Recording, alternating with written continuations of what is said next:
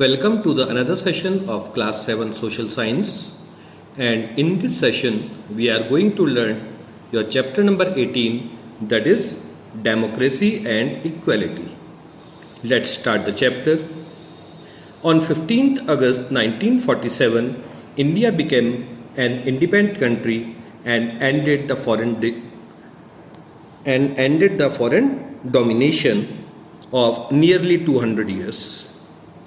जब 15 अगस्त 1947 में इंडिया एक इंडिपेंडेंट कंट्री बना और ये कब बना, लगभग हमने 200 सालों तक गुलामी करी थी, उसके बाद बना था. There was an urgent need, तो उसके बनने के बाद क्या हुआ, to frame our own constitution. Constitution क्या होता है? It is a document that lays down the framework, political structure and the powers and duties of the government. तो उसके जब हमारा देश आज़ाद हुआ तो उसके बाद हमें ज़रूरत किस चीज़ की थी कि हमारा एक अपना कॉन्स्टिट्यूशन या संविधान होना चाहिए.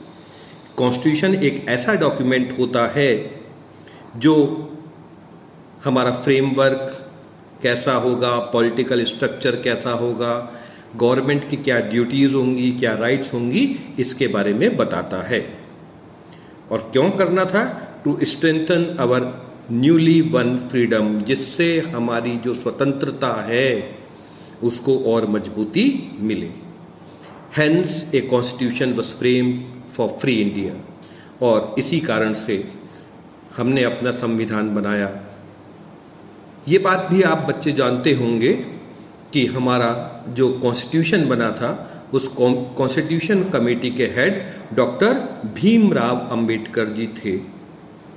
The preamble an introduction to the Indian constitution starts with the words, और इसके प्रेम्बल में क्या लिखा हुआ था, बिल्कुल जो इंट्रोडक्शन है.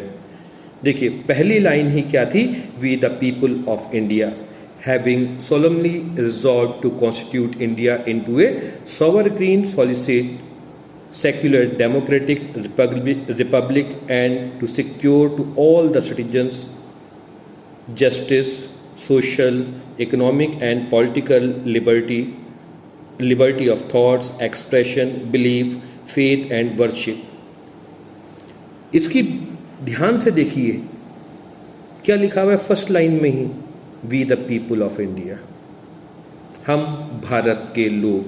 ये इसकी एक बहुत बड़ी बात थी. Let's move ahead. The constitution of India came into effect on 26 जनवरी 1950. ध्यान रखिएगा, हमारे दो बड़े नेशनल फेस्टिवल होते हैं, एक 15 अगस्त. क्यों? क्योंकि उस दिन हमें इंडिपेंडेंस मिली थी. और दूसरा सबसे बड़ा दिन होता है हमारे नेशन का 26 जनवरी. और इसका सिंपल सा रीज़न ये है कि 26 जनवरी 1950 को ही हमारा जो कॉन्स्टिट्यूशन था वो इफेक्ट में आया था. It guarantees equality to all citizens and thus establishes a rule of non discrimination by the state in every sphere. ये कॉन्स्टिट्यूशन हमें ये गारंटी देता है क्या कि डिस्क्रिमिनेशन नहीं होगा, भेदभाव में नहीं, हम भेदभाव बिल्कुल नहीं होगा. Okay, our constitution ensures that the state treats all the citizens equally and allow equality of status and opportunity of all. It prohibits discrimination on the basis of religion, gender, colour, caste, race और place of birth etcetera. ये constitution हमें ये guarantee देता है कि state मतलब government हर person को एक तरह से ट्रीट करेगी. किसी के भी बीच में किसी भी टाइप का कोई डिस्क्रिमिनेशन या भेदभाव नहीं होगा. ना तो इस बेसिस पर होगा कि किसका रिलीजन क्या है, किसी का जेंडर क्या है, कलर वाइट है या ब्लैक है, कास्ट अपर कास्ट है, लोअर कास्ट है, या वो कहाँ पे उसका जन्म हुआ है. कॉन्स्टिट्यूशन क्या है?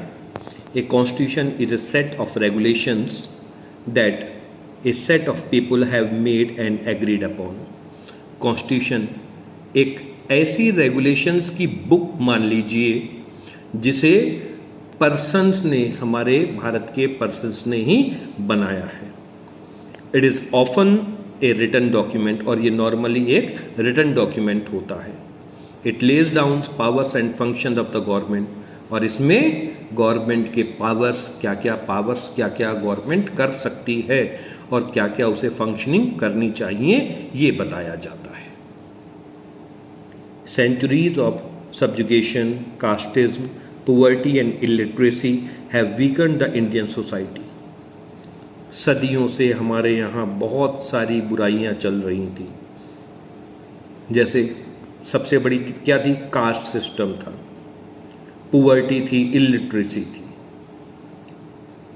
Okay, our constitution framers wanted to eradicate the discrimination that had divided the Indian society on the lines of religion, caste and economic status by ensuring the upliftment of all, especially of those who had been exploited. और जो हमारे constitution के बनाने वाले थे वो क्या चाहते थे कि इन सब बुराइयों को उखाड़ फेंका जाए, हटा दिया जाए। ठीक है, जो आज तक हमारे साथ गलत बातें हो रही थी, और ऐसे पर्सन्स को आगे बढ़ाने का काम किया जाए जिनको बहुत ज़्यादा, जिनका अभी तक बहुत ज़्यादा शोषण हो रहा था, मतलब जो बहुत ज़्यादा प्रॉब्लम्स में सदियों से थे। Hence India has opted for secularism. तो इसीलिए इंडिया में अपना कोई धर्म नहीं बोला गया। इंडिया को कैसा स्टेट माना गया? Secular state. और सेक्युलर स्टेट कौन सा होता है? Where everyone is free to follow the religion of one's choice and the state does not have a religion of its own. जहाँ पे हर एक पर्सन अपने हिसाब से अपने धर्म को चुनकर उसका पालन कर सकता है, और गवर्नमेंट का या मान लीजिए कि हमारी इंडिया का अपना कोई धर्म नहीं है, वो सब धर्मों को मानने वाला है।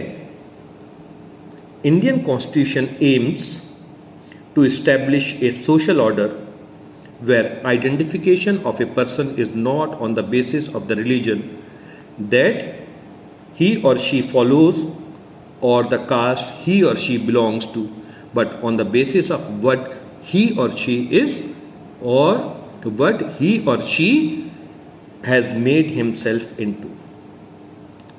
हमारे कॉन्स्टिट्यूशन ने ये बताया है कि कोई भी पर्सन ना छोटा है ना बड़ा है। हर एक पर्सन छोटा बड़ा कैसे हो सकता है? जैसा वो अपनी मेहनत के बलबूते पर बना है, जैसा उसने अपने आप को बनाया है। स्टेट के नज़रों में, हमारे गवर्नमेंट की नज़रों में ना तो कोई छोटा है ना कोई बड़ा है।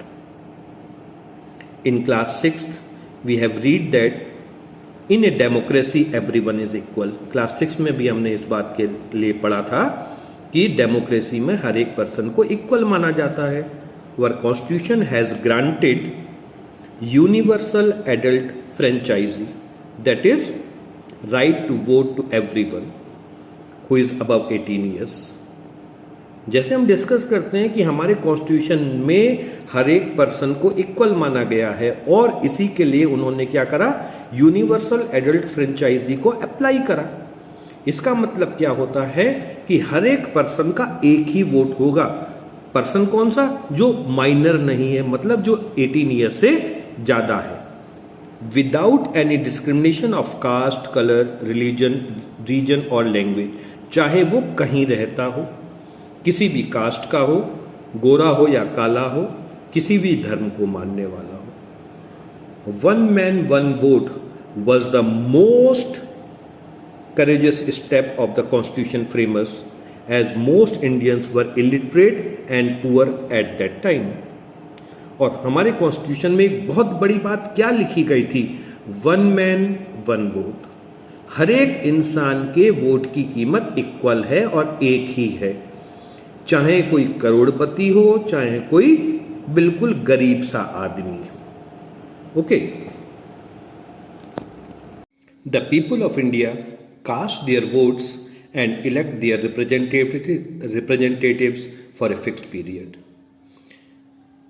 जो इंडिया के लोग हैं वो अपना वोट देते हैं और अपने बीच में से अपना रिप्रेजेंटेटिव एक चुनते हैं एक पर्टिकुलर टाइम पीरियड के लिए। नॉर्मली ये 5 years का होता है। These representatives run the government according to the wishes of the people.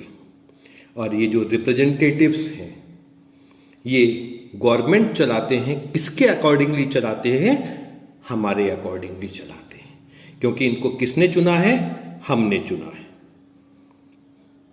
If the elected representative do not do so, people do not vote for them in the next elections. और यदि ये हमारे मन मुताबिक काम नहीं करेंगे तो हम क्या करते हैं? अगले इलेक्शन में इनको वोट नहीं देंगे और किसी दूसरे को चुन लेंगे। People also keep a close watch on the activities of their representatives to guard their rights as granted by the Constitution. और हम उनकी एक्टिविटीज़ को भी देखते रहते हैं कि यदि कुछ वो गलत कर रहे हैं तो हम उनके अगेंस्ट में काम करें। Okay, look at the cartoon. एक ही कार्टून बना है जिसमें एक नेता टाइप का पर्सन बोलता है कि मेरे पास योजनाएं हैं, घोषणाएं, वायदे हैं। तो एक आम आदमी क्या बोलता है उसे कि मेरे पास वोट है। किसे बनाया है? तुम्हें मैंने बनाया है ना? The politician make promises to lure the voter. Lure मतलब प्रभावित करना। दुनिया भर के पॉलिटिशियंस अलग अलग बातें करते हैं कि मैं ये कर दूंगा, वो कर दूंगा, जिससे वोटर उनको vote they. But the voter is confident of the power of his vote. पर वोटर, एक आम आदमी को अपने वोट की ताकत का एहसास होना चाहिए। Elections are the basis of equality. Many political parties participate in elections. Each political party is an organized group having its own policies and programs. अब जब भी इलेक्शंस आते हैं तो बहुत सारी पॉलिटिकल पार्टीज उसमें हिस्सा लेती हैं। पॉलिटिकल पार्टी क्या होती है? ये एक ऐसा ऑर्गेनाइज ग्रुप होता है जिसकी अपनी पॉलिसी और प्रोग्राम्स होते हैं। हर एक का अपने अपने मकसद होते हैं। Party candidates are selected and supported with manpower and finance by political parties having a definite program that the general public is familiar with. और जो पार्टी के कैंडिडेट होते हैं are selected and supported with manpower and finance. इसे political parties क्या करती हैं? हर तरह से सपोर्ट करती हैं, चाहे मैन पावर हो चाहे फाइनेंस हो।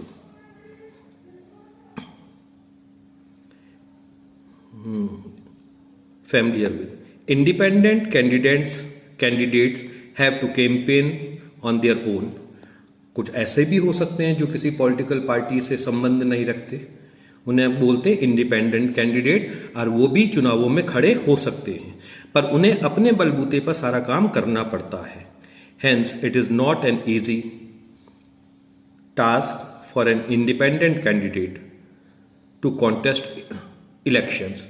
इसलिए ये माना जाता है कि इंडिपेंडेंट कैंडिडेट के लिए इलेक्शन लड़ना कोई हंसी खेल नहीं होता है।